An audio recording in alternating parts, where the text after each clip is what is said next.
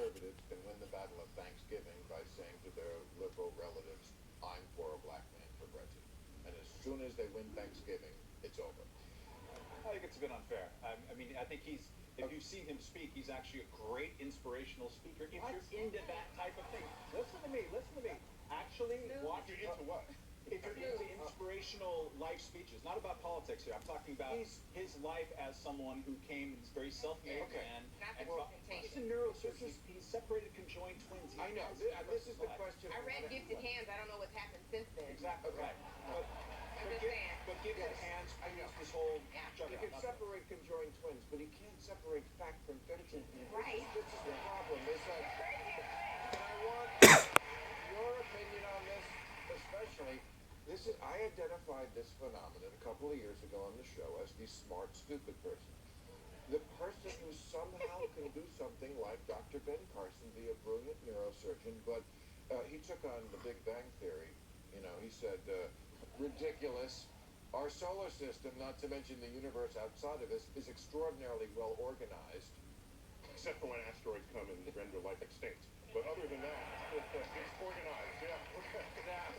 Except when stars explode, Now that's incinerating the nearby.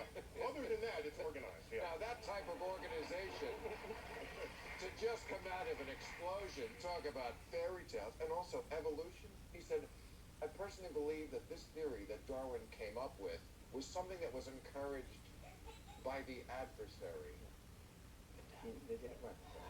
But I've never heard that that's term. Adventism, though. I mean, that's what. Okay, but how can someone be so brilliant and so stupid? Maybe he's smarter than you think because he's rising in the polls, so it's working.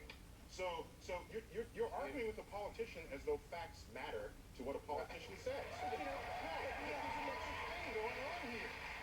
He's running for president, and you're not. Right. So what a luxury it is to sit here and attack politicians who are trying to be our leaders, when if you have the better idea, you run for president. And if you're not going to do it, then do something else. And so I don't beat politicians on the head. You know what? I'm an educator.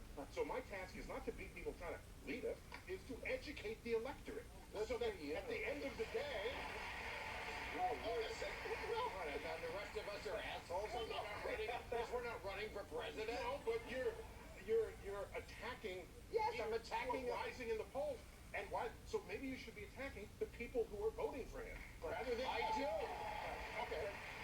But yeah, this strikes me as a classic case of a false equivalence. There's no shortage of politicians who accept the truths of science. We have plenty of them. The President of the United States is a good example of Wait, there's only 2 scientists in Congress. Well, I said 2 scientists in Congress. But there are plenty of people who understand enough and have respect for science. The problem is if you're standing up in the Republican presidential debate and someone says to you, do you accept the truth of biological evolution? And you raise your hand, you're off the island. Yeah, you're off the stage.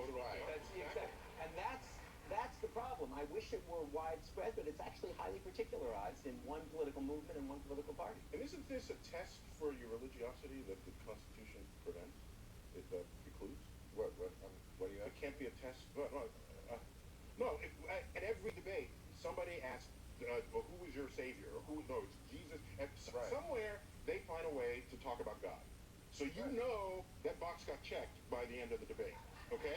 And but yet in the Constitution, if I remember my Constitution, isn't there a place in there that says no test for your?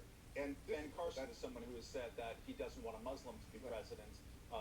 He would apply that test not as a constitutional question, but he thinks there should not be one because they might be engaging in taqiyya. Well, actually, when he was asked to clarify, what he said is, I just want someone who will put the Constitution above religiosity. He was saying even a Christian. He said that explicitly, and he's a super-duper Christian.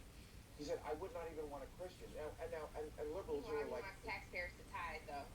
I'm just saying, I'm a Christian. He basically is saying, I want you to pay 10%. So his new tax plan is for everyone to pay 10% because that's what you do at church. And I'm all for it at church. Well, you know what spooks me a little bit about that? He's using religious language in reference to our tax system, which would imply that if we pay our 10% to the government, it's like the government is God. I think that was the best tax plan he could come up with, though. But we wouldn't want Kim... I'm glad let's talk about tax plan. The Republicans are all bringing out their tax plans. Donald Trump, I never thought I would say this, but has disappointed me.